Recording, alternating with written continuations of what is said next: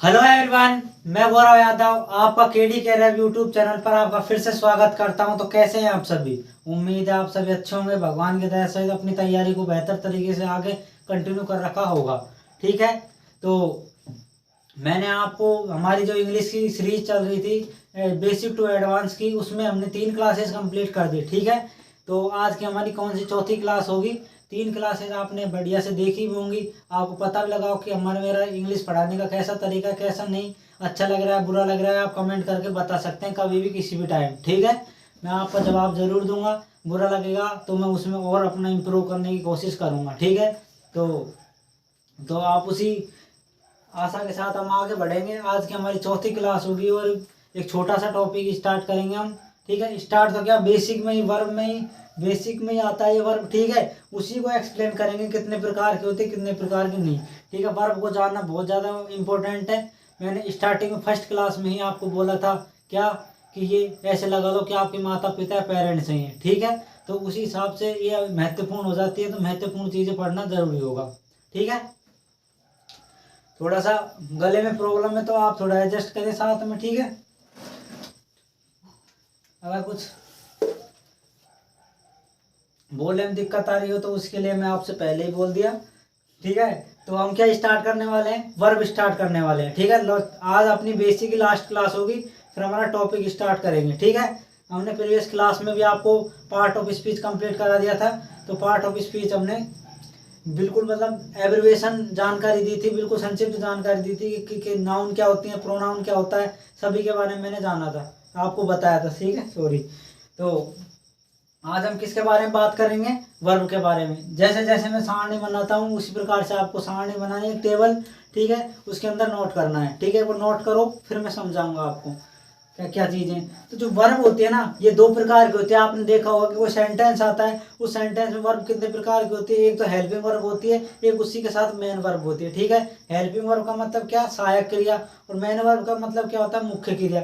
Main क्रिया होती है उसी के साथ हेल्पिंग वर्ब और होती है, जो आपने सुना होगा, am are was were has had been do does did, जो भी होती है हमारे पास क्या है, ये हेल्पिंग वर्ब है। ठीक है, तो हेल्पिंग वर्ब भी 2 प्रकार की होती हैं। क्या, जैसे हेल्प, मैंने यहाँ पे वर्ब तो लिख ही दिया। ठीक है, जो हेल्पिंग वर्ब में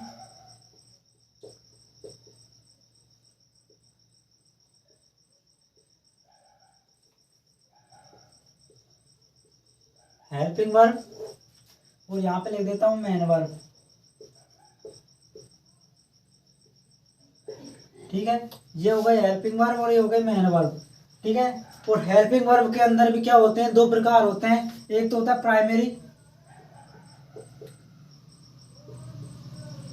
प्राइमरी वर्ब। ठीक है, और दूसरी क्या होती है, मॉडल्स। आपने मॉडल्स के बारे में बहुत सुना होगा, छोटी क्लासों में पढ़ा होगा कि मॉडल्स के अनुकूल में माइट जो भी होते हैं वो क्या होते हैं, हेल्पिंग वर्ब ही होती हैं। ठीक है, तो क्या हो गया, हेल्प, इसके अंदर भी 2 प्रकार हो गए, और इसी के अंदर भी 2 होते हैं। एक तो था फाइनाइट, फाइनाइट वर्ब, एक होती है non finite, non finite.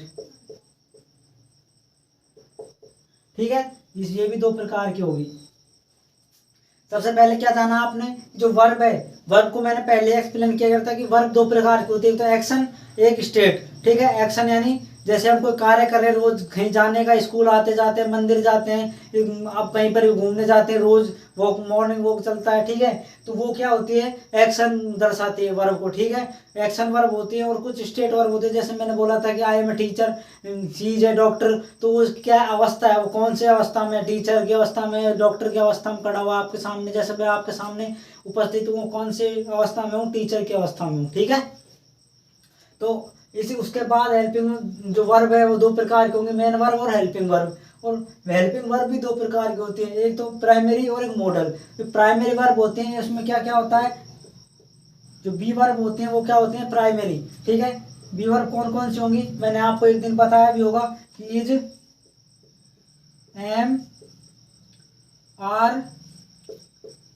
Was और वर। ठीक है, बी वर्ब कौन कौन सी हैं, इज, एम, आर, वॉज, वर। एक आपके पास क्या होती हैं, और भी इसके अंदर लिख सकते हो, बीन, ठीक है। बीइंग, ये हमारे पास क्या क्या होंगे आपके सामने, बी वर्ब के अंदर is am are, was were, been, being, ये सारे क्या होंगे आपके सामने, प्राइमरी वर्ब होंगी, किसकी, बी की। ठीक है, बी की। एक होती है आपके पास हैव वाली कौन कौन सी होंगी, हैज, हैव और हैड। ठीक है, 3 ये होंगी। उसके बाद आपने सुना होगा डू की कौन कौन सी होती है, डू, डज और डिड। बताइए कोई प्रॉब्लम इसके अंदर। एक तो बी वर्ब होती है, एक हैव वर्ब होती है, एक डू वर्ब होती है, ये तीनों क्या होंगी, प्राइमरी होंगी। और बी वर्ब कौन कौन सी होंगी, is am are, was were, मेरे साथ साथ बोलो, is am are, was were, been, being.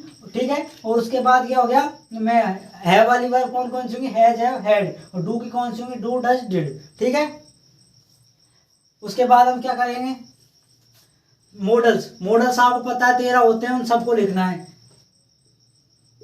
Can, could, may, might, shall, should, will, would, need, dare, use to,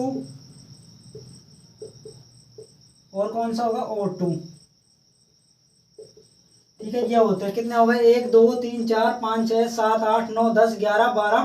ठीक है, ये 12 क्या क्या होंगे आपके सामने, मॉडल्स होंगे। कौन सा रह गया वैसे, सारे लिख लिया ना। Can, could, may, might, shall, should, will, would, need, dare, use to, ought to।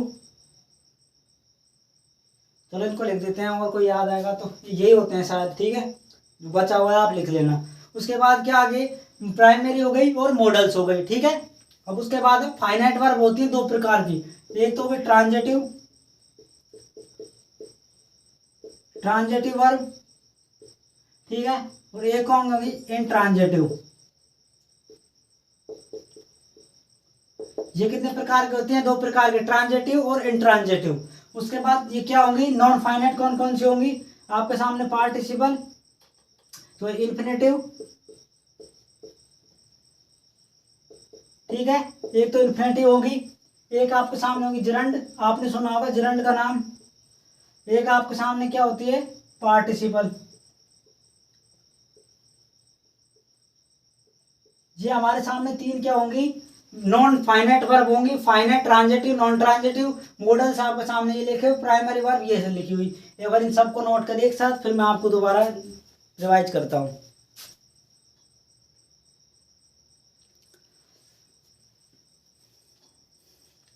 Screenshot ले सकते हो आप, अगर टाइम नहीं है आपके सामने, बाद में आप नोट कर सकते हो। ठीक है, तो क्या हुआ, हेल्पिंग वर्ब और मेन वर्ब 2 प्रकार की हो गई, सहायक क्रिया और मुख्य क्रिया।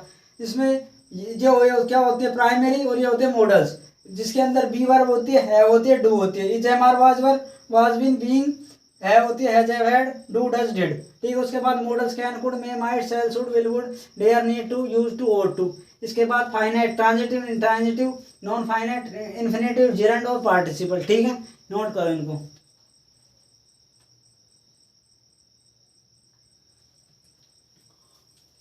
मॉडल शायद कम लग रहे हैं, can, could, may, might, shall, should, will, would, need to, use to और ought to। हाँ, एक और रह गया, मस्ट। मस्ट को नोट कर लो, जो अनिवार्य चीज़ों के लिए हम बाद में पढ़ेंगे कि मॉडल्स के अंदर मस्ट का यूज किया, जो कंपलसरी होती है वो चीज़ों के लिए क्या करते हैं, मस्ट का यूज करते हैं। ठीक है, वो आगे की बातें हैं, आप इनको नोट कर लीजिए। ठीक है, ये रह गया था, अब हो गया आपके सामने 13। ये आपके ट्रांजिटिव, इंट्रांजिटिव, ये इन्फिनेटिव, जिरंड और पार्टिसिपल। ठीक है, और आपके सामने ये वर्ब का स्ट्रक्चर है। फिर आगे बात करते हैं, एक बार और नोट कर लो आप जिसने नहीं किया।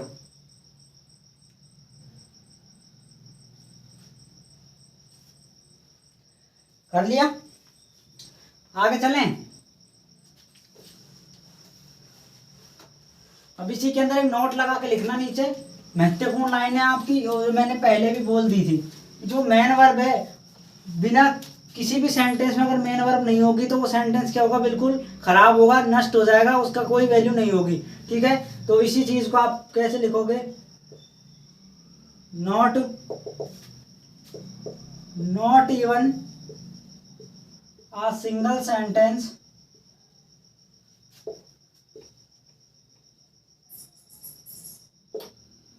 can be made without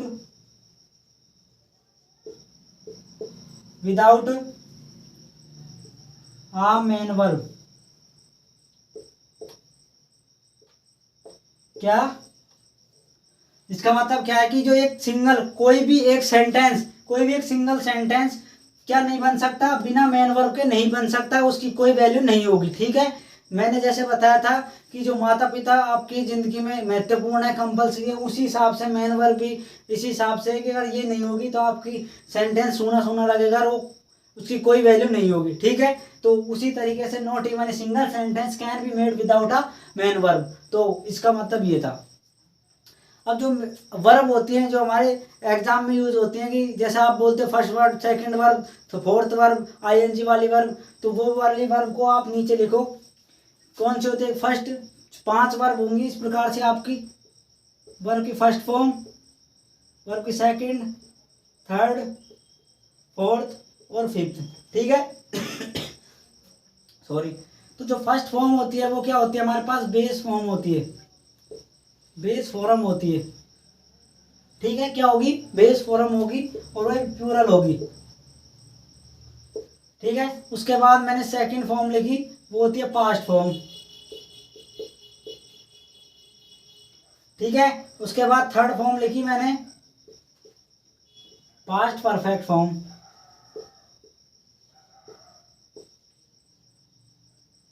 उसके बाद फोर्थ फॉर्म होती है आईएनजी वाली, जिसके साथ आप आईएनजी लगाते हो ना, वो वाली फोर्थ फॉर्म होती है। तो आप ऐसे लिख लेना, ये होता है प्रेजेंट पार्टिसिपल।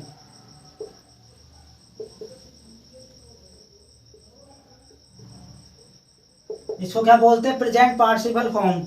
और एक आपके सामने लास्ट वाली होती है जिसके साथ आप एस या एस लगाते हो ना, कोई भी वर्ब होती है उसके साथ एस या एस यूज करते हो, तो वो वाली वर्ब कौन सी हो जाएंगी, वो भी बेस फॉर्म हो जाएगी,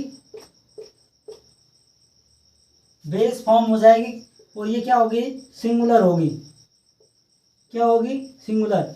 जो ये फर्स्ट वाली बेस फॉर्म है वो तो क्या होती है, प्लूरल, इसके साथ कोई एस या एस नहीं होता, ओरिजिनल वैल्यू वर्ब होती है वो। और ये क्या होती है, फिफ्थ नंबर की अपनी कौन सी, एस या एस वाली जो बेस फॉर्म होती है, लेकिन वो सिंगुलर, जहाँ एस या एस लग जाता है वो सिंगुलर वर्ब बन जाती है। ठीक है, तो इसे आप नोट करो एक बार नोट इसे।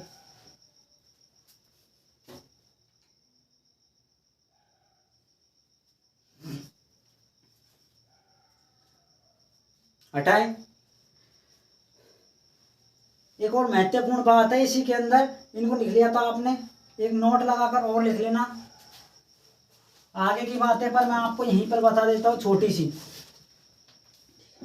अगर किसी नाउन, नोट लगाकर लिख लेना, ठीक है, अगर किसी नाउन के साथ आप एस या एस लगाओगे ना, तो वो क्या बन जाती है, क्या बन जाएगी, वो प्लूरल बन जाएगी। ठीक है, बहुवचन हो जाएगा उसका। ठीक है, वो क्या एक से अधिक बन जाएगी। अगर किसी वर्ब के साथ आपने एस या एस लगा दिया ना, तो वो क्या बन जाएगा, सिंगुलर। दोनों का बिल्कुल उल्टा खेल है। अगर किसी नाउन के साथ ऐसे यस लगा दिया जाता है तो वो क्या बन जाती है, प्लूरल बन जाती है। और किसी आपके साथ वर्ब के साथ ऐसे यस लगा देता है वो क्या बन जाती है, सिंगुलर। जैसे मैंने नाउन लिया, नाउन कोई एग्जाम्पल के तौर पर मैंने बॉय लिख लिया, ठीक है, जिसके साथ कुछ भी नहीं लगा। अगर इसके साथ हम ऐसे यस लगा देते हैं, ऐसे यस का फॉर्मूला हम आगे सुनेंगे कि ऐसे ऐसे यस लगता है। वैसे तो देखो, अगर किसी भी वर्ब नाउन के एंड में क्या आ जाए हमारे पास, एस या एस, जो S H O X Z होते हैं उसकी तब तो क्या लगेगा, ई एस लगेगा, अन्यथा क्या लगता है, एस लगता है। ठीक है, वो भी मैं साइड में लिखा दूंगा। तो ये वाली तो नाउन है या नहीं नाउन, ये भी नाउन है, लेकिन ये वाली नाउन क्या बन जाएगी, ये तो होती है सिंगुलर नाउन, और ये क्या बन जाएगी अब, प्लूरल। ठीक है, इनका बेसिक से इनका आपको कोई नहीं बताएगा स्टार्टिंग में इस तरीके से, बेसिक से मैं बिल्कुल बेसिक से आपको लेकर चल रहा हूँ, एक भी चीजें नहीं छूटे, ये मेरी कोशिश है आपकी। ठीक है, तो नाउन को अगर ऐसे ही एस लगाते हैं तो वो क्या बन जाएगा, प्लूरल। आपने देख भी लिया, ठीक है। ये क्या, अकेला एक लड़का हो गया और बॉयज हो गया एक से अधिक लड़के, ठीक है। उसके बाद जैसे मैंने आपको यहाँ देख दिया, अब कोई वर्ब देख लिया आपने, राइट, WRIT, ठीक है। राइट क्या होता है, अगर इसके साथ हम एस या एस लगा देते हैं, राइट्स, तो ये एक क्या है, वर्ब है, लिखना, ये भी वर्ब है, लेकिन ये क्या होती है, प्लूरल फॉर्म होती है, जिसके साथ एस या एस नहीं लगाते, लेकिन ये क्या बन जाएगी, सिंगुलर, ठीक है। तो मुझे बताओ, ये भी एक एग्जांपल है, इसके नीचे लिखना है आपको। तो अगर नाउन के साथ एस या एस लगाएंगे तो प्लूरल, अगर वर्ब के साथ लगाओगे तो सिंगुलर, ठीक है। एस कहाँ पे लगता है, वो चीजें यहाँ पर नोट कर देते हैं। ये फर्स्ट नोट है, सेकंड नोट लगा देते हैं इसमें। एस कहाँ पे लगेगा, SHOXZ,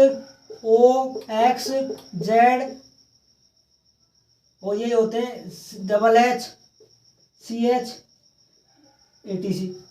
अगर ये वर्ड आ जाते हैं ना हमारे पास, तब हमारे पास क्या लगेगा, सही तरीके से नोट कर लेना आप, जब हमारे पास एंड के अंदर, लास्ट में वर्ड के अंदर क्या लग जाएगा, ES, अन्यथा क्या लगेगा, S लगेगा, ठीक है। इनको भी आप नोट कर सकते हो। और ये आपका नोट रहा है, इन चीज़ों को आपको कोई बिल्कुल बेसिक्स नहीं बताएगा, आपको जो भी बताएंगे बोलेंगे आपने पहले पढ़ रखा है। लेकिन हर कोई बच्चा समान नहीं होता, कंपटीशन में जब उतरते हैं तो हर एक तरीके के बच्चे होते हैं, बिल्कुल लो लेवल का भी, बिल्कुल हाई लेवल का भी। तो ऊंचे लेवल के वो सबको पता होता है क्या होता है, लेकिन कुछ बच्चों को नहीं पता होता। तो हम सबको लेकर चलेंगे, आप बिल्कुल चिंता ना करें, जिसको पता है उसका और रिविजन हो जाएगा। वो ऐसे ना सोचे कि सर ये क्या पढ़ा रहे हो, बिल्कुल नॉर्मल चीज़ें आपके लिए नॉर्मल होंगी, लेकिन किसी के लिए बहुत ही हार्ड चीज़ें होंगी। तो आप उसकी इन बातों को दिमाग में ना लाएं, बस ये है, ठीक है। तो इनको नोट करें आप।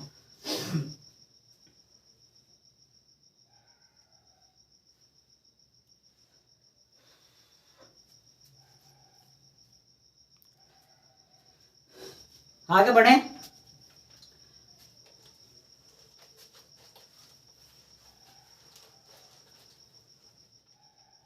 अब देखो, जो बी वर्ब होती है ना, जो बी वर्ब हमारे पास होती है, जमार, was, were, has, have, do, did, जो ये वाली वर्ब होती है, इनको हम वर्ब की first form, second form, third form में कैसे बांटेंगे, कौन कौन सी फर्स्ट फॉर्म होती है, इज फर्स्ट फॉर्म है या थर्ड फॉर्म है, जो हम चीजें हम देखने वाले हैं, ठीक है। सॉरी। तो जो वर्ब की फर्स्ट फॉर्म है वो ऐसे लिखो आप, वर्ब की सेकंड फॉर्म यहाँ लिखो, वर्ब की थर्ड फॉर्म यहाँ लिखो, फोर्थ फॉर्म यहाँ लिखो, और फिफ्थ फॉर्म यहाँ लिखो। सॉरी। तो जो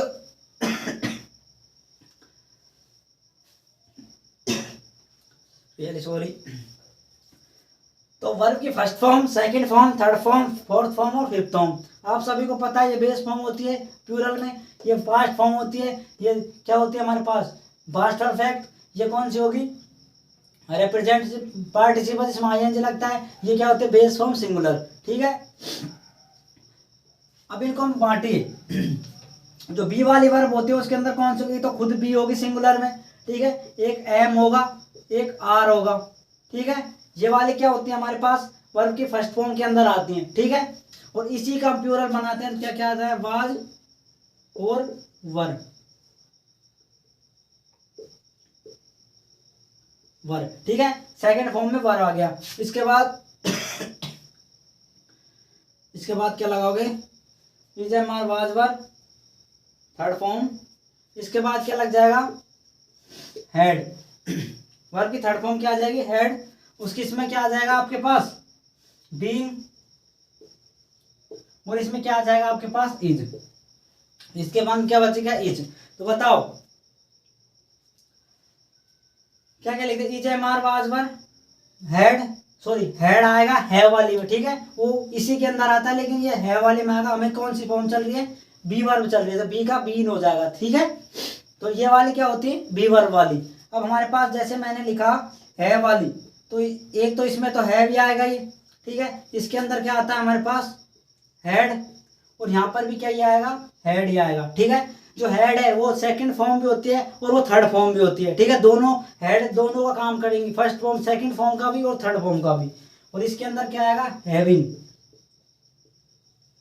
और इसके अंदर क्या आ जाएगा, हैज, ठीक है, सिंगुलर में आ जाएगा हैज। अब बचा आपके पास डू डज डिड वाला, तो इसमें यहाँ पे क्या आ जाएगा डू, इसके अंदर क्या आ जाएगा डिड, इसके आ जाएगा डन, और इसके आ जाएगा डूइंग, और इसके अंदर आ जाएगा आपके पास डू डज डिड, यहाँ पे आ जाएगा डज। बताओ बी वर्ब को, हैव वर्ब को, डू वर्ब को आप बांट सकते हो नहीं बांट सकते? अरे बांट सकते हैं नहीं बांट सकते? इज एम आर, जो इज एम आर होते हैं जिसमें इज क्या होते हैं फिफ्थ फॉर्म, ठीक है, और वर्ब की फर्स्ट फॉर्म कौन सी? बी खुद पे बी, आई एम और आर, और second form was were, third form been, ठीक है, ये हेड भी आता है लेकिन मैंने बी वर्ब में लिख दिया था, ठीक है, और ये क्या आता है हमारे पास बीइंग, आई एन जी लग गया, ये सिंगुलर, और आपके पास ये क्या था हैव, हैड, हैविंग और has, do did done doing और डज। तो ये आपके पास क्या होती हैं, वर्ब को हम बांट सकते हैं, ठीक है, बेसिक नॉलेज है आपकी बिल्कुल। अब इसका एग्जांपल, मैं एग्जांपल लिख रहा हूं और आप मुझे बताओ कौन सी फॉर्म क्या है क्या नहीं है।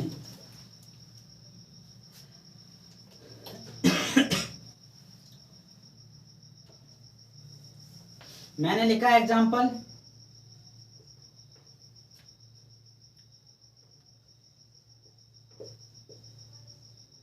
Manoj write a letter,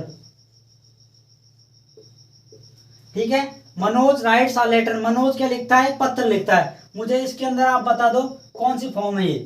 first example ये भले ही ये रिकॉर्डेड वीडियो, लेकिन आप इसको क्या लाइव मानकर चलिए, ठीक है, लाइव इसलिए नहीं चल रही कि अभी थोड़ा बहुत टाइम कम है, नाइट में ये क्लासेस शूट हो रही हैं, तो इस चक्कर में आपको रिकॉर्डेड क्लासेस मिल रही हैं, ठीक है, जब भी टाइम मिलेगा मैं लाइव क्लास के लिए आपको पहले से सूचित कर दूंगा, तभी आप इसको लाइव की तरह समझ के चले, ठीक है। इंग्लिश में बिल्कुल आप इसको स्पीडोमीटर तेज या धीरे भी कर सकते हैं, रिकॉर्डिंग में लाइव में आप कुछ भी नहीं कर सकते, ठीक है, जैसा चलेगा वैसे चलेगी वो तो, ठीक है। आप कमेंट की बात करो, कमेंट आप भी लिख देना, जो भी आपकी दिक्कत है, सर इस वाले में दिक्कत, हम उसको वहीं पर सोल्व कर देंगे, ठीक है, नेक्स्ट डे आपकी। तो एक एग्जाम्पल ये एक मैंने लिख दिया, खुशी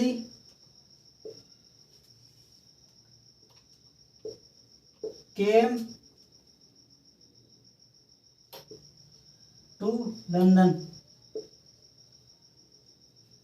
खुशी लंदन से आया था, ठीक है, खुशी केम टू लंदन, इसमें बताओ, एक लिख दिया शी इज आ, ये लिख लो, दे आर फ्रेंड्स। तीनों बताओ क्या क्या आएगा। पहला एग्जांपल है Manoj writes a letter, Khushi come to London, they are friends, वे मित्र थे मित्र हैं। तो फर्स्ट में क्या आएगा कि मनोज राइट्स अ लेटर, तो आपने क्या देखा इसके अंदर वर्ब देखी, तो वर्ब को बताना है कौन सा, आप और कुछ नहीं देखे इसके अंदर, एक तो वर्ब देखें और वर्ब को बताना है कौन सी आई कौन सी नहीं।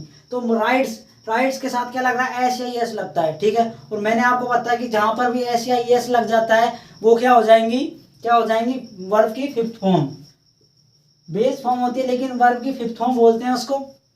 और जहां पर ये केम क्या है, कम की तीन फॉर्म होते हैं, कम, केम, COM, फिर वापिस से थर्ड फॉर्म भी कम ही होती है, फिर कमिंग, ठीक है, ये वाली फॉर्म्स होती है, एक कम्स होती है फिफ्थ फॉर्म। तो ये कौन सी है, वर्ब की सेकंड फॉर्म। उसके बाद दे आर फ्रेंड्स, तो आर किस में लिखाया था मैंने, वर्ब की फर्स्ट फॉर्म के अंदर, बेस फॉर्म प्यूरल, प्यूरल है या नहीं, दे के साथ प्यूरल ही आता है, ठीक है, तो ये नोट करें आप।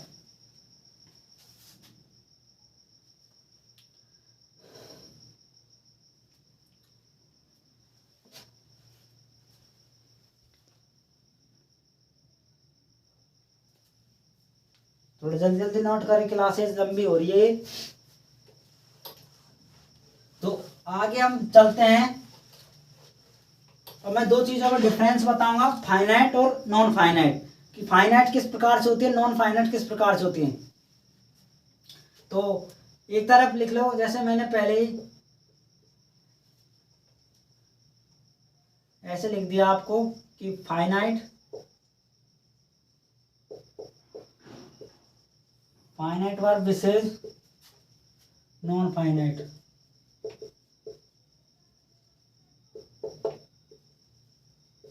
ठीक है, दोनों के बीच में टक्कर होगी कि कौन सी फाइनाइट है कौन सी नॉन फाइनाइट। तो मैंने पहले लिख लिया फाइनाइट,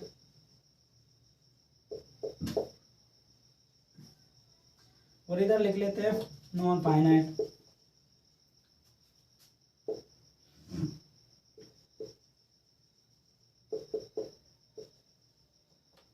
ठीक है, फाइनाइट वर्ब और नॉन फाइनाइट वर्ब, और ये आपने सारणी बना ली।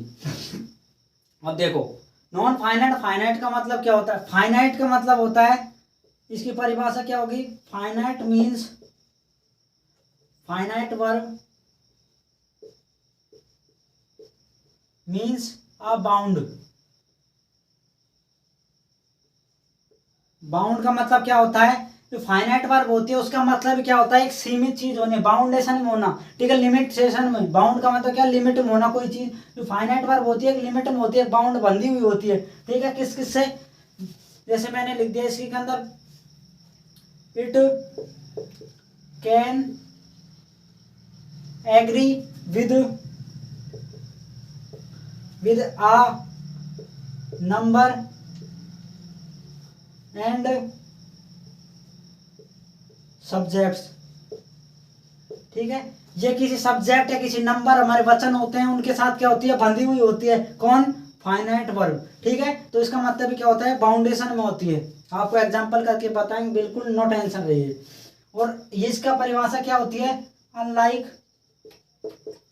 अ फाइनाइट वर्ब। फाइनाइट वर्ब के जस्ट विपरीत क्या होती है? A non finite verb. ठीक है, इसकी परिभाषा क्या है? नॉन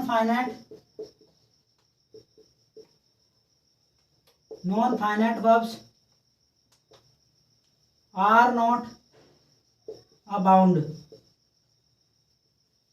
यानी बाउंडेशन में नहीं होती। ठीक है,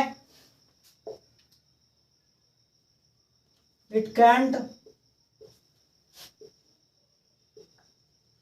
can't with any tense and subjects. ठीक है, किसी वर्ब या टेंस पर निर्भर नहीं करती। क्या?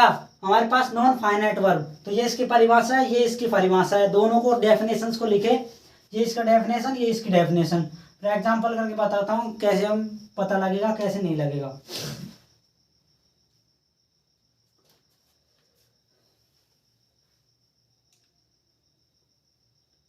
और सभी ध्यान रखें, चैनल को सभी के साथ शेयर करना है, सभी के साथ। जो भी बच्चा नया जुड़ा है अपने चैनल से, वो एक बार सब्सक्राइब भी करें चैनल को और बेल आइकन दबाएं। आपकी वीडियो आते ही, सुबह आपकी वीडियो 9 से 10 बजे के बीच में डल जाती है। ठीक है, डेली 9 से 10 ही डल रही है ना वीडियो, कोई दिक्कत तो नहीं हो रही ना? ठीक है, 9 से 10 तक आपकी वीडियो डल जाती है। एडिटिंग वगैरह होने में टाइम लग जाता है, टाइम भी मेरे पास थोड़ा कम है, तो इसलिए सुबह 10 ही बज जाते हैं, तो 10 बजे के आसपास ये वीडियो डल जाती है। ठीक है, जो आपका टाइम भी पढ़ने का ही होता है 10 बजे, तो उसी टाइम आपका मूड भी फ्रेश होता है, तो मैंने सोचा 10 बजे के आसपास इसको डाली जाए। ठीक है, तो ज़्यादा से ज़्यादा इसको शेयर करें सभी के साथ इसे, जिससे हर कोई गरीब बच्चा इस क्लासेस को ज्वाइन कर कर अपनी इंग्लिश को बेहतर बना सके। ठीक है, अब इसका एग्जाम्पल देखो।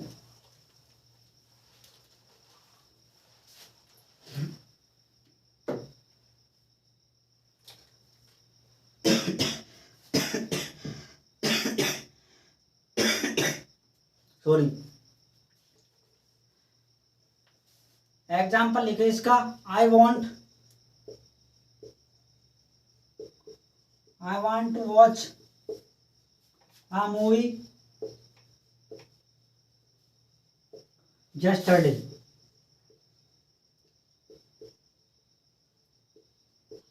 ठीक है, एक एग्जाम्पल है कि I want to watch a movie to yesterday। अब मुझे बताओ वर्ब कौन कौन से दिख रही है इसमें? तो आप बोलोगे सर एक तो ये है वांट, ठीक है, चाहना किस चीज को। एक आपके पास होती है टू प्लस वॉच, ये भी क्या है? एक वर्ब है। आगे आप जानेंगे टू प्लस वॉच किस प्रकार की वर्ब होती है, क्या होगी? To infinitive verb. ठीक है, टू प्लस इन्फिनेटिव वर्ब कौन सी होती है हमारे पास? ये वाली। और ये आपके पास बेस फॉर्म होती हैं। तो मुझे बताओ दो वर्ब है, एक तो ये वाली और एक ये वाली। तो मुझे बताइए कि जो ये वाली वर्ब है फाइनाइट है नॉन फाइनाइट है? तो आप सभी बोलेंगे जो ये वांट है ना, ये क्या है, फाइनाइट वर्ब है। क्यों? क्योंकि ये बाउंड बनी हुई है, किससे सीमित है, ये इस सब्जेक्ट से, किससे, आई से। आई वांट कि मैं चाहता हूं, अगर आई नहीं होगा तो किसको चाहेगा, किसको नहीं चाहेगा, ठीक है। तो ये आई से बंधी हुई है, तो इस ये कौन सी वर्ब हो गई हमारे पास, फाइनाइट वर्ब हो गई, ठीक है। और टू वॉच ये किसी से बंधी नहीं हुई है, इसको लिखो यार, आई वॉन्ट अ मूवी। तो वैसे तो ये आई वांट के साथ नहीं बंधी हुई, लेकिन टू वॉच देखना है, ठीक है, टू वॉच देखना है क्या, एक मूवी, तो ये किसी भी चीज से बंधी हुई नहीं है, ठीक है। Are not a subject, subject से थोड़ी बंधी हुई, ना किसी टेंस से बंधी हुई है, तो special to plus infinitive verb दी हुई है। तो ये कौन सी वर्ब होती है, non finite verb, non finite verb, ठीक है। आया समझ में? बिल्कुल आसान है, एग्जाम्पल से मैंने आपको क्लियर कर दी चीजें, तो इनको आप नोट करो।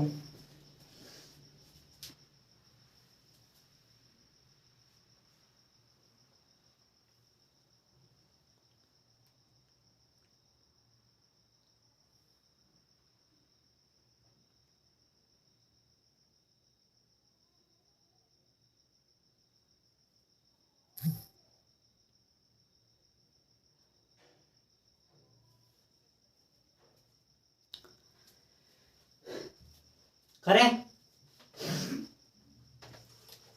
अब मैंने बताया था कि जो फाइनाइट वर्ब होती हैं वो कितने प्रकार की होती हैं, दो प्रकार की। कौन कौन सी?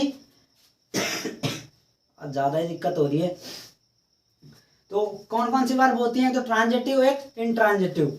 तो अब सबसे पहले ट्रांजिटिव वर्ब लिखो।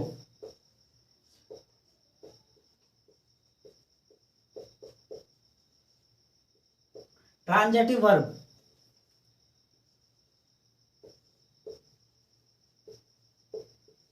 ठीक है। ट्रांजिटिव वर्ब की परिभाषा क्या होती है? Always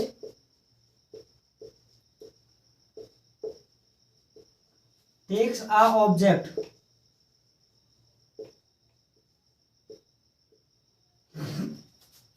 always takes a object, an object, ठीक है, एन होता है। आर्टिकल की थोड़ी सी जानकारी मैं बता देता हूं कि जो स्वर होते हैं हिंदी के, उनके सामने क्या होता है, ऑब्जेक्ट, ओ किस में आते हैं, स्वर के अंदर आते हैं, ठीक है। तो इसके साथ एन लगता है, अन्यथा ए लगता है। तो ऑलवेज टेक्स अ ऑब्जेक्ट, हमेशा क्या लेती हैं, ऑब्जेक्ट लेती है। इनके बाद हमेशा हमेशा ट्रांजिटिव वर्ब के बाद क्या होगा, ऑब्जेक्ट होगा, अनिवार्य, ये चाहे कैसे भी करके लगा लो, ऑब्जेक्ट तो आएगा ही आएगा, ठीक है। अब ऑब्जेक्ट भी किस प्रकार का आएगा ये भी तो जानना जरूरी है। ऑब्जेक्ट मैंने कितने प्रकार के बताए थे, बताओ कितने प्रकार के बताए थे, ये तो बता, जब इसको पता है कितने प्रकार के होते हैं। अरे कितने प्रकार के होते हैं, दो प्रकार के। कौन से? एक तो वर्ब का ऑब्जेक्ट, एक प्रीपोजिशन का ऑब्जेक्ट। तो इसके अंदर कौन सा ऑब्जेक्ट आएगा, कौन से वाला ऑब्जेक्ट आएगा, कौन से वाला ऑब्जेक्ट आएगा आपके सामने, वर्ब वाला ऑब्जेक्ट, वर्ब का ऑब्जेक्ट, ठीक है। कौन सा होगा, वर्ब का ऑब्जेक्ट। पानी पी लो, नहीं पियो कोई बात ना, मैं पी लेता हूं। ऑलवेज टेक्स ऑब्जेक्ट कौन सा होगा, वर्ब का ऑब्जेक्ट होगा। तो आपने लिख दिया वर्ब का ऑब्जेक्ट। और मुझे बता, वर्ब का ऑब्जेक्ट पहचानने की क्या बातें बताई थी मैंने, कैसे आइडेंटिफाइड करेंगे वर्ब के ऑब्जेक्ट को। वर्ब के ऑब्जेक्ट को अगर किसी भी सेंटेंस में हमको ऑब्जेक्ट पहचानना है कि वर्ब का ऑब्जेक्ट है, प्रीपोजिशन का ऑब्जेक्ट है, तो कैसे पहचानोगे? अगर वो ऑब्जेक्ट है, देखो प्रीपोजिशन का तो आसान है कि अगर किसी प्रीपोजिशन के साथ ऑब्जेक्ट लगा दिया जाता है तो वो क्या होगा, प्रीपोजिशन का ऑब्जेक्ट होगा, ठीक है। लेकिन वर्ब का ऑब्जेक्ट कैसे पहचानते हैं, और वो ऑब्जेक्ट है या नहीं है? तो अगर किसी सेंटेंस में व्हाट या हुम का आंसर दे, क्या या किसका आंसर दे, तो क्या होगा, वो वर्ब का ऑब्जेक्ट होगा, अन्यथा वो ऑब्जेक्ट ही नहीं होगा, ठीक है। किस किस का आंसर दे, व्हाट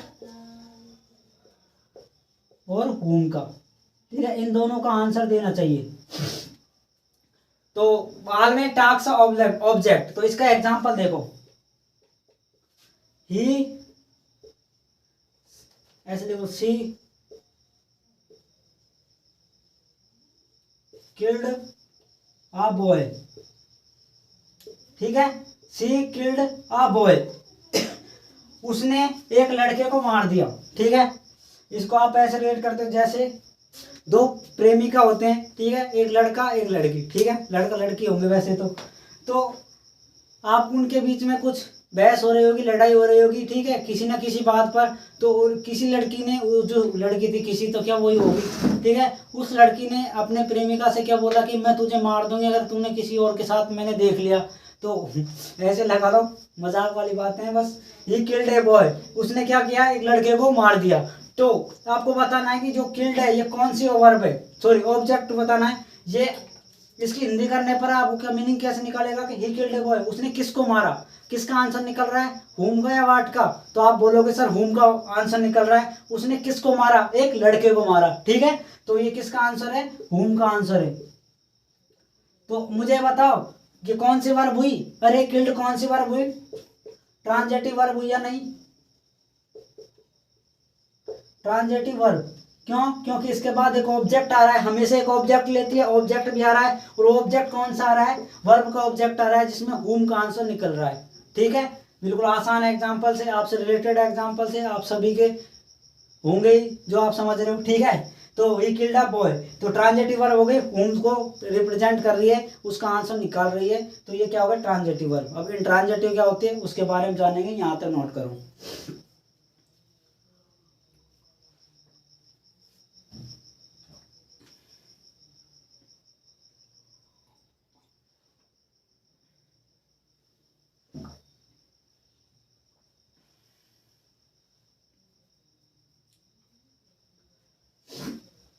अब आपके सामने होंगी ट्रांजेटिव।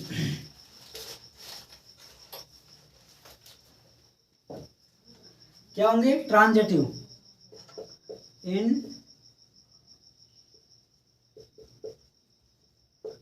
इन ट्रांजेटिव वर्ब, और ये 3 प्रकार के होते हैं, इनकी परिभाषा भी आप लिख सकते हो, which does not any object, any object, ये किसी भी प्रकार का ऑब्जेक्ट नहीं लेती, ये इसकी क्या है, परिभाषा है। इंट्रांजेटिव वर्ब की क्या परिभाषा होती है, जिसके साथ कभी, इसका मतलब क्या होता है हिंदी में अकर्मक क्रिया, और उसका मतलब क्या होता है सकर्मक क्रिया। आपने बहुत पहले बचपन में पढ़ी होगी हिंदी के अंदर, ठीक है। तो which does not any object, कोई ऑब्जेक्ट नहीं लेती। तो इसका एग्जाम्पल लिखे या नहीं लिखे, यहाँ तक नोट करो आप एक बार। और पानी पी लेते हैं दोबारा, गले में दिक्कत ज्यादा हो रही है।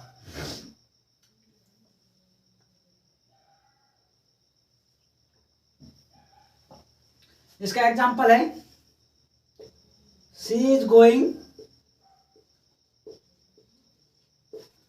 टू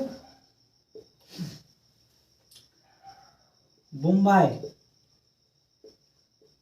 बॉलीवुड की नगरी मुंबई में वह जा रही है। भाई साहब क्या करने, मॉडल बनने। उसको मुंबई से नौता आया है कि भाई साहब आपको यहाँ पे आना है और आपको क्या करना है, मॉडल बनना है। तो वह निकल पड़ी कहाँ पर, मुंबई के लिए। तो वह मुंबई के लिए निकल जाएगी और हमारे पास एक प्रश्न को छोड़ जाएगी, आंसर क्वेश्चन को छोड़ जाएगी कि क्या बताना है, इसमें ट्रांजिटिव वर्ब है नॉन ट्रांजिटिव वर्ब है, ठीक है। हमारे पास झमेला छोड़ के चली गई और खुद कहाँ पर, मॉडल बनने, ठीक है। और फिर ऑटोग्राफ भी नहीं देगी हमको फ्री में, ठीक है। तो इज गोइंग टू मुंबई, अपने मुद्दे की बात पर आते हैं, उसको बंद करें। तो is going to a Mumbai, तो इसके अंदर ये क्या है, सब्जेक्ट है, प्रोनाउन क्या, ये क्या होती है, वर्ब होगी, is helping verb plus main verb. ये आपके पास क्या होगा, टू प्लस मुंबई, एक ऑब्जेक्ट होगा। और ये ऑब्जेक्ट किसका होगा, किसका ऑब्जेक्ट होता है, प्रीपोजिशन का, प्रीपोजिशन का। और प्रीपोजिशन हमारे पास ट्रांजिटिव वर्ब कैसी होती थी, जिसका ऑब्जेक्ट किसका हो, वर्ब का हो, और वो भी वाट या हुम का आंसर देता हो, ठीक है। तो हमारे पास वो कौन सा वर्ब हो जाती, ये कौन सी वर्ब हो जाती, ट्रांजिटिव। अन्यथा अदरवाइज कौन सी हो जाएगी, इनट्रांजिटिव वर्ब,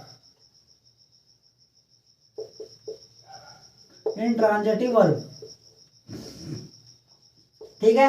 पता लग गया इंट्रांजिटिव और ट्रांजिटिव के अंदर डिफरेंस को किस प्रकार पहचान सकते हैं, ठीक है। बाद में किसी भी क्वेश्चन एग्जाम में एरर में आए, आपको कुछ ऐसा निकालना हो कि हमें ट्रांजिटिव इंट्रांजिटिव की आवश्यकता पड़े, तो आप निकाल सकते हो अलग अलग, कोई भी विद्वान। आप डायरेक्ट एग्जाम में तो चीज़ें आने वाली नहीं है, चाहे कैसा भी एग्जाम हो, ठीक है। कंपिटिटिव एग्जाम में किसी में ये नहीं पूछेगा ट्रांजिटिव वर्ब की परिभाषा बताओ, इंट्रांजिटिव परिभाषा, लेकिन आपके जनरल नॉलेज के लिए बहुत ज़्यादा आवश्यक चीज़ें हैं ये, कि आपको कोई अचानक पूछ दिया जाए कि इस वाले सेंटेंस के अंदर कौन सी वर्ब है, तो आप कैसे बताओगे। ठीक है, तो जानना बहुत ही ज़रूरी है। अब आपके पास आती है नॉन फाइनाइट वर्ब, इसको नोट कर लो एक बार।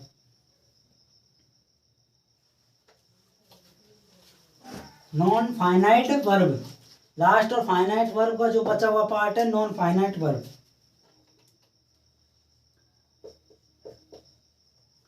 नॉन फाइनाइट वर्ब, ठीक है। नॉन फाइनाइट वर्ब कौन कौन से होंगी, 3 प्रकार की होंगी। कौन कौन सी, infinitive, to plus infinitive, to क्या अलग अलग होती है, इन्फिनेटिव, एक होती है जिरंड, एक होती है आपके पास पार्टिसिपल।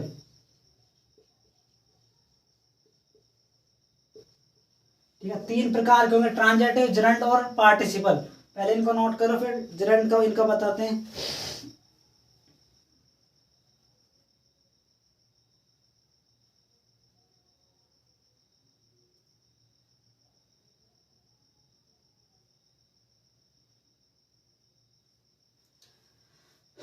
बताएं, कर लिया होगा नोट तो इतनी देर में। तो अब आपके पास इन्फिनेटिव के बारे में बात करते हैं। ठीक है, इसी के बारे जो इन्फिनेटिव यहाँ से नोट करना है। फर्स्ट में इन्फिनेटिव,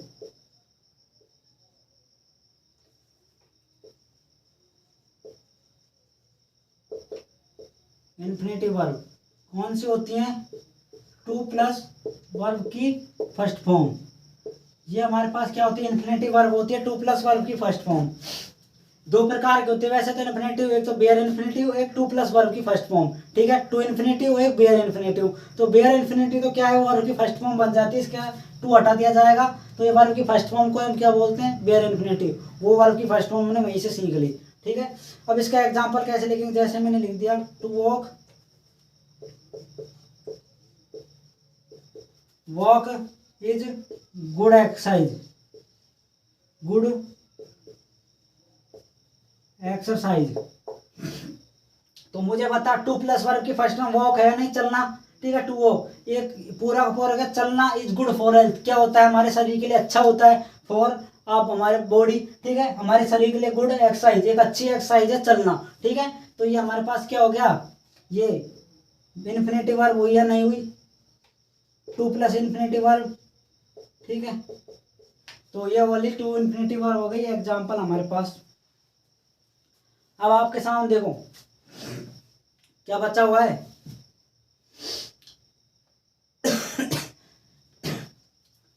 ऐसे एक एग्जाम्पल और लिख लो। आप लिखना चाहते, I want to go, sorry इसको अलग अलग लिख लो एग्जाम्पल, आपको और अच्छे से समझा देता हूं मैं। जो ये वाला है ना, ये सब्जेक्ट की तरह यूज होगी। इसके अंदर पहला पॉइंट लिख लो, एज आ सब्जेक्ट। ठीक है, एक साथ लिखो या एक साथ मत लिखो, ये आपकी मर्जी है। जैसे मैंने अलग बना दिया इसको सब्जेक्ट। अगर जो वर्ब की फर्स्ट फॉर्म है सब्जेक्ट की तरह कैसे यूज होगी, टू प्लस वर्ब की फर्स्ट फॉर्म सब्जेक्ट की तरह ऐसे यूज होती है। ठीक है, अब इसके क्या होगा, ऑब्जेक्ट की तरह और यूज होगी, उसे और देखे। इसी का सेकंड पॉइंट है, किसकी तरह, आज आ ऑब्जेक्ट। ऑब्जेक्ट की तरह कैसे यूज होगी, जैसे आई वांट टू गो, यानी मैं जाना चाहता हूँ। ठीक है, तो मुझे बताओ, ये वर्ब है, ये भी एक वर्ब है, ये तो क्या हो गई हमारे पास, इन्फिनेटिव वर्ब हो गई। ये नॉन इन्फिनेटिव में कौन सी है, इन्फिनेटिव वर्ब है या नहीं, नॉन इन्फिनेटिव के अंदर इन्फिनेटिव, ये तो फाइनाइट, सॉरी फाइनाइट वर्ब है। और ये नॉन इन्फिनेटिव के अंदर कौन सी है, इन्फिनेटिव वर्ब है। नॉन फाइनाइट के अंदर इन्फिनेटिव है। ठीक है, ऐसे समझें। तो ये हमारे पास किस बात की हो गए, ऑब्जेक्ट की। ठीक है, वो वाली कौन सी थी, सब्जेक्ट वाली। तो ऑब्जेक्ट के अनुसार पर ऐसे यूज होगी, सब्जेक्ट के अनुसार पर टू वो का गुड फॉर हेल्थ वो ऐसे होगी। ठीक है, अरे आया समझ में। तो अब आपके सामने इसको नोट करो, 2 चीजें बताए, जेरेंड और पार्टिसिपल।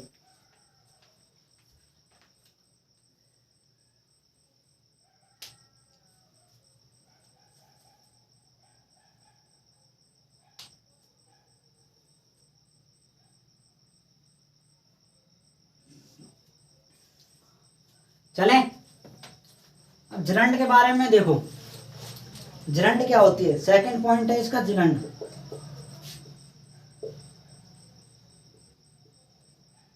जिरंड होती है वर्ब की फर्स्ट फॉर्म के साथ आईएनजी। वर्ब की जो वर्ब होती है उसके साथ क्या लगाया जाता है, आईएनजी लगाया जाता है। इसका एग्जांपल देखो, बिल्कुल छोटी सी बात है ये, वॉकिंग। उस एग्जांपल ऐसे लिखते हैं, walking is a good exercise.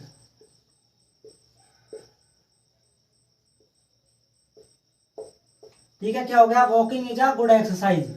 कि चलना क्या होता है, एक अच्छी एक्सरसाइज होती है, अच्छा व्यायाम होता है। ठीक है, रोज आपके पास चलना एक अच्छा, तो ये वाली क्या है, जिरंड है। और जिरंड हमेशा किसकी तरह यूज होती है, नाउन की तरह। जिरंड को क्या बोलते हैं, हम नाउन ही बोलते हैं। ठीक है, नाउन की तरह यूज होंगी और सब्जेक्ट के स्थान पर। ठीक है, इसको नोट करो, छोटी सी बात। ठीक कर लिया। अब हमारे पास आता है लास्ट और फाइनल बेसिक की अपनी बातें। थर्ड वाली चीज है पार्टिसिपल। पार्टिसिपल क्या क्या होते हैं, इसके अंदर पहला होता है present participle. Participle,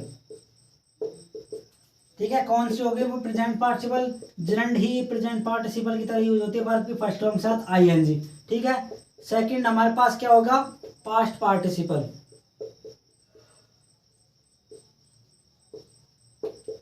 past participle क्या होता है, वर्ब की थर्ड फॉर्म।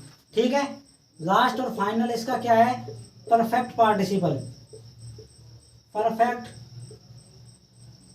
पार्टिसिपल क्या होंगी, हैविंग के साथ प्लस आईएनजी, ये दोनों को जुड़कर बनी हुई है। ठीक है, वर्ब की फर्स्ट फॉर्म प्लस प्रेजेंट और पास्ट पार्टिसिपल को जोड़कर ही क्या बनाया हुआ, परफेक्ट पार्टिसिपल। ये बहुत कम यूज होता है, ये दोनों जनरली कंपलसरी यूज होने वाली चीजें हैं। ज्यादातर ये चीजें जनरली पूछी जाती हैं, लेकिन ये बहुत कम चीजें होंगी। बहुत ही अच्छे एग्जाम में, बैंक वाले एग्जाम के अंदर ये चीजें डिस्कस होती है। ठीक है, इनको नोट करो एक बार।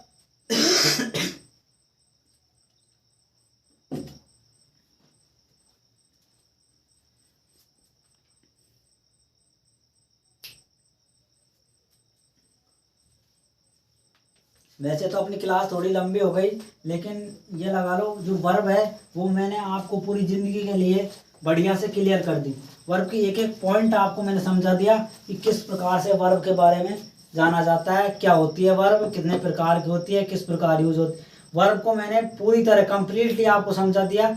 ठीक है, और भी अगर वर्ब का एक टॉपिक भी आता है उस टाइम भी हम वर्ब के बारे में पूरी तरह जानेंगे। वैसे ज़्यादा यही है इंपॉर्टेंट चीज़ें जो मैंने बता दी। ठीक है, कॉम्पिटिटिव एग्जाम के लिए बहुत ही इनफ है ये चीज़ें। ठीक है, जो एरर के अंदर यूज होती है, इंप्रूवमेंट के अंदर यूज होते हैं, और फिल इन द ब्लैंक्स के अंदर यूज होते हैं। ठीक है, तो हमने पूरा का पूरा बेसिक